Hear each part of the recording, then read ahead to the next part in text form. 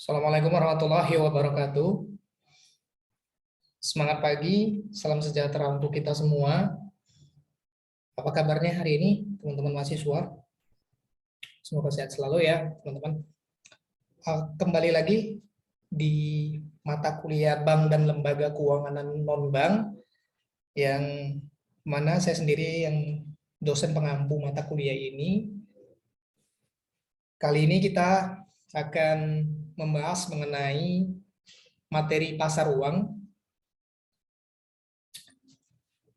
Baik, teman-teman, berbicara tentang pasar uang, kira-kira teman-teman apa sih yang terlintas gitu di benak teman-teman mahasiswa semua di sini mengenai pasar uang? Apakah pasar uang ini diidentikan teman-teman dengan eh, sebuah tempat atau wadah yang berisi cuan gitu ya? Isinya cuan semua, yang diperdagangkan uang gitu. Apakah seperti itu konteks pasar uang yang dimaksud di sini? Ataukah hal yang lebih luas lagi dari hal itu, teman-teman semua? Oke, dalam beberapa menit ke depan kita akan coba membahas teman-teman mengenai pasar uang. Sebelum kita lebih jauh lagi mengenai pasar uang, terlebih dahulu kita mengerti dulu nih definisi pasar uang itu sendiri, teman-teman. Kita lanjut slide-nya ya. Oke.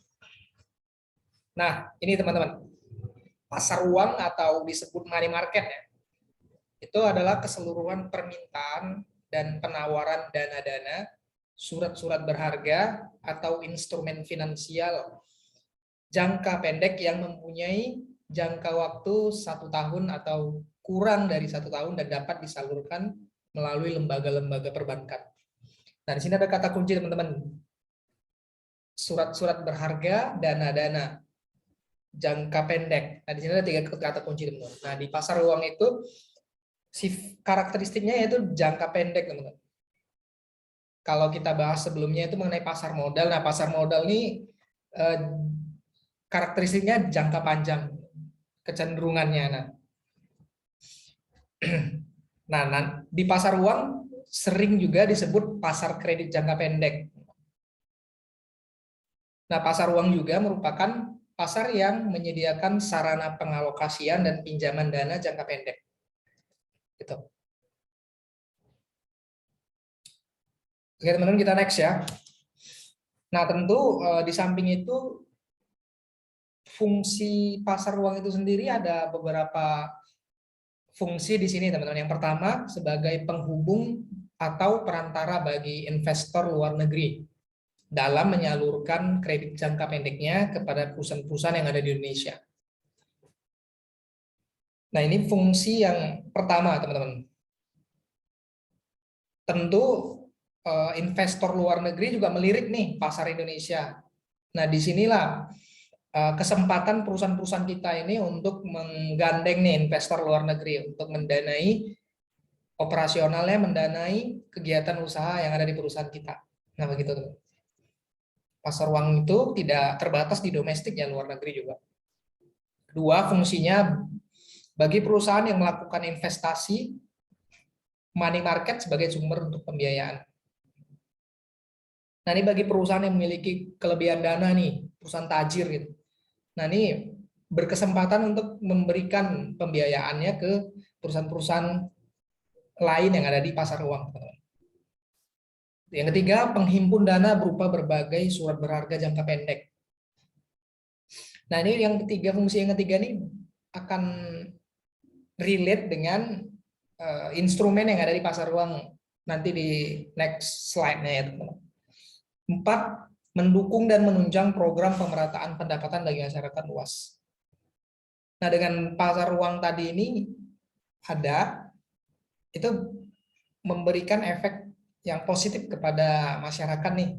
Misalnya perusahaannya ini lumayan, perusahaannya berkembang dengan pembiayaan yang di pasar uang tadi. Otomatis produktivitas perusahaan itu akan menyebabkan produk-produknya tersalurkan pada masyarakat dan produk yang ada di masyarakat juga dapat dimanfaatkan oleh perusahaan. Jadi ada kebermanfaatan antara perusahaan dan masyarakat. Kemudian poin kelima, teman-teman, sebagai suatu sarana pengendali moneter oleh otoritas moneter, yaitu dalam hal ini Bank Indonesia, dilakukan dengan menggunakan sertifikat Bank Indonesia atau SBI dan surat berharga pasar uang atau SBPU. Nah, jadi yang berhak mengeluarkan instrumen yang ini, yang sertifikat Bank Indonesia dan surat berharga pasar uang, yaitu BI Bank Indonesia. Bank Indonesia juga sebagai pengawas untuk kegiatan pasar uang itu sendiri. Kemudian yang keenam, sebagai suatu instrumen dalam melaksanakan operasi pasar terbuka dengan tujuan sebagai konstruksi moneter. Nah, ini kehadiran pasar uang penting sekali, teman-teman, ya, untuk bisa menstabilkan jumlah uang beredar yang ada di masyarakat, kemudian juga menstabilkan nilai tukar rupiah dengan adanya operasi pasar terbuka tadi itu, teman-teman. Dan yang terakhir, sebagai sarana bagi masyarakat untuk mendapatkan berbagai jenis dana jangka pendek untuk mendanai usaha atau kebutuhan jangka pendek. Nah, ini dia, ada juga kebermanfaatan untuk masyarakat. Dengan adanya pasar uang tadi, masyarakat bisa terbantu nih pendanaannya, gitu. Lanjut ya. Nah, di samping fungsi pasar uang, tentu tujuan pasar uang juga perlu kita ketahui, teman-teman. Di sini ada dua tujuan. Yang pertama bagi pihak yang membutuhkan dana, yang kedua bagi pihak yang menanamkan dana. Kita bahas yang pertama dulu, tujuan pertama. Di tujuan pertama ini ada beberapa poin.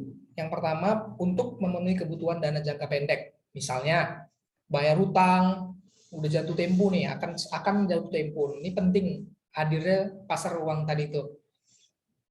Kemudian yang kedua, untuk memenuhi keperluan likuiditas karena kekurangan uang kas. Nah, misalnya ada perusahaan yang memang mengalami kendala ya dari sisi operasionalnya. Nah, dengan tadi adanya pasar uang, itu terbantu perusahaan tadi untuk bisa mendapat dana sehingga operasionalnya kembali berjalan dengan optimal.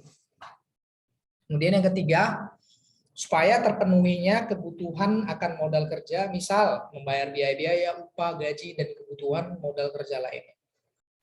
Tadi kan perusahaan tadi butuh dana tuh untuk operasionalnya, untuk membiayai gaji, kemudian upah, nah kebutuhan-kebutuhan lainnya. Ini penting, teman-teman, agar perusahaan tadi itu bisa kembali produktif, gitu.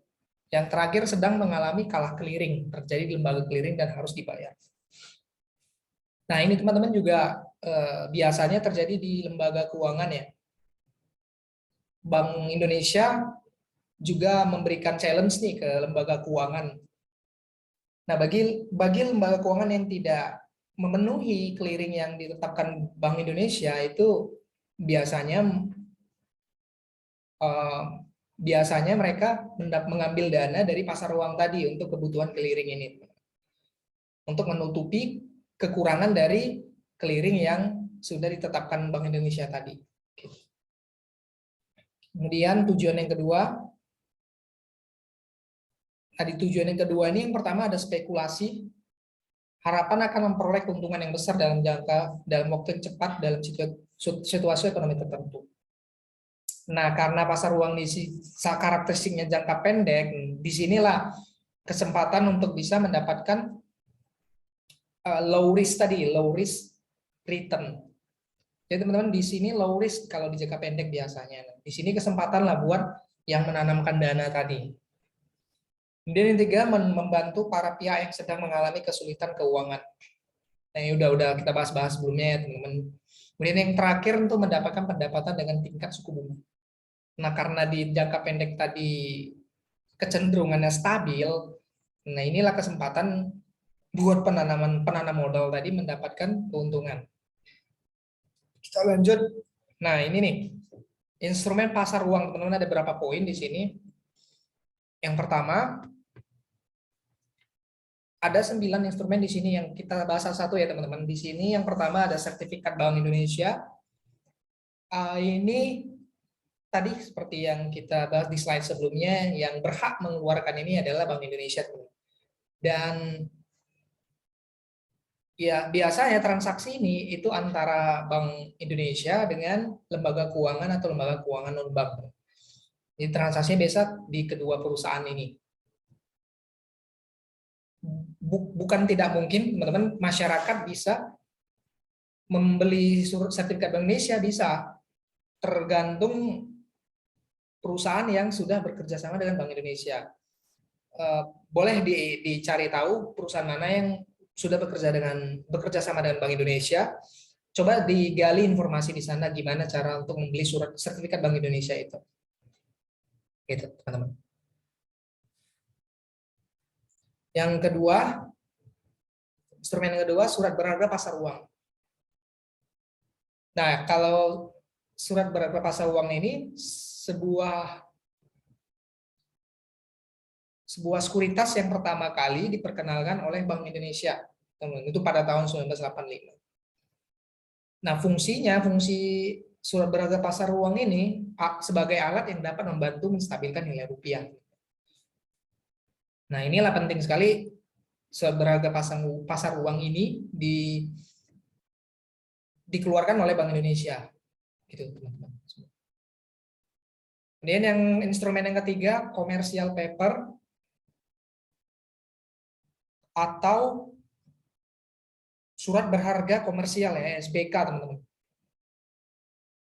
Nah, ini instrumen keuangan yang diterbitkan oleh bank nih, teman-teman. Oleh bank dan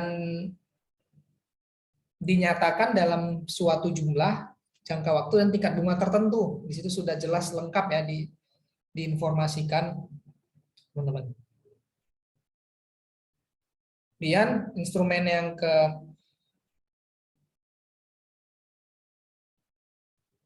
teman-teman. Instrumen yang keempat, sertifikat deposito, terlewat tadi ya, mohon maaf.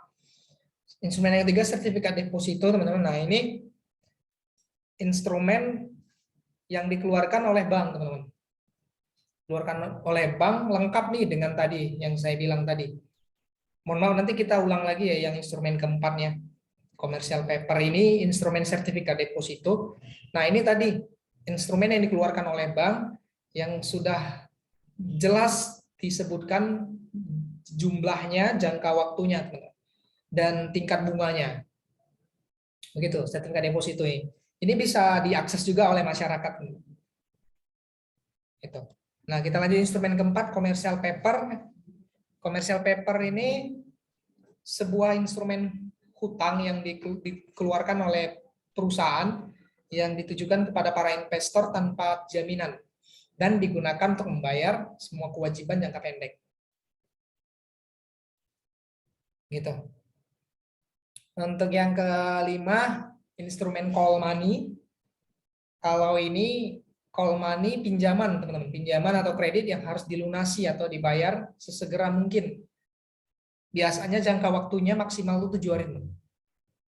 Bahkan ada yang 1 hari. Gitu. Call money biasanya antar perusahaan, teman. Perusahaan yang tadi kita sempat singgung mengenai kalah clearing tadi ya. Nah, ini biasanya dipakai instrumen call money. Kemudian yang keenam, repurchase agreement. Nah, ini seperti namanya repurchase, pembelian kembali gitu ya. Kurang lebih ini surat berharga yang dapat diperjualbelikan disertai dengan perjanjian bahwa penjual akan membeli kembali surat-surat berharga yang dijual tersebut pada tanggal dan dengan harga yang telah ditetapkan lebih dahulu. Nah, contoh dari repurchase agreement ini, sertifikat deposito, sertifikat Bank Indonesia, surat berharga pasar uang. Nah, ini tadi tuh diperjualbelikan kembali. Gitu. Kemudian lanjut, bankers acceptance. Nah, ini instrumen pasar uang yang digunakan untuk memberikan kredit kepada eksportir atau importir untuk membayar sejumlah barang atau membeli valuta asing. Nah, ini contoh nih teman, kita contohkan misalnya importir di Indonesia ingin membeli barang dari eksportir di Jepang. Ya. keduanya udah setuju nih, sepakat untuk transaksi, udah tanda tangan di sales kontraknya juga. Maka yang importer Indonesia membuka LC, letter of credit, di bank yang dia punya, misalnya di Jakarta bank dia punya. Nah, atas persetujuan bank si importir tadi, maka bank eksportir dapat melakukan transaksi melalui bank yang ada di eksportir di Jepang, bank di sana. Nah, demikian transaksinya, teman-teman, di bankers acceptance. Kemudian instrumen treasury bills. Instrumen yang ini sebuah instrumen hutang yang dikeluarkan oleh pemerintah dalam suatu negara dengan jangka waktu maksimal selama 1 tahun. Penerbitannya itu dilakukan oleh bank sentral ya, biasanya ditunjuk, biasanya atas unjuk dengan nominal tertentu. Gitu. Oke, yang terakhir promissory notes. Promissory notes ini instrumen yang biasa disebut surat promise, surat promise. Nah, surat promise yang mana kalau dalam akuntansi teman-teman itu disebut nota yang dapat diuangkan.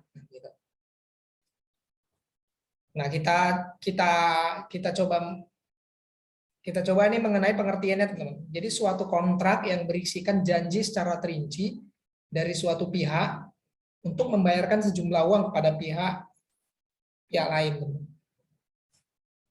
Ya, misalnya teman-teman nih, dalam suatu transaksi penjualan, di mana pembayarannya mungkin aja nih dilakukan sebagian cash-nya terbatas gitu ya. Jadi sebagian dibayarnya tunai, sebagian dia menggunakan ini promissory notes. Sebagian lagi dia gunakan untuk menggunakan promissory notes ini. Nah, di promissory notes itu sudah disebutkan jumlah pokoknya. Juga pokok beserta bunga, teman-teman, dan tanggal jatuh tempo pembayarannya juga.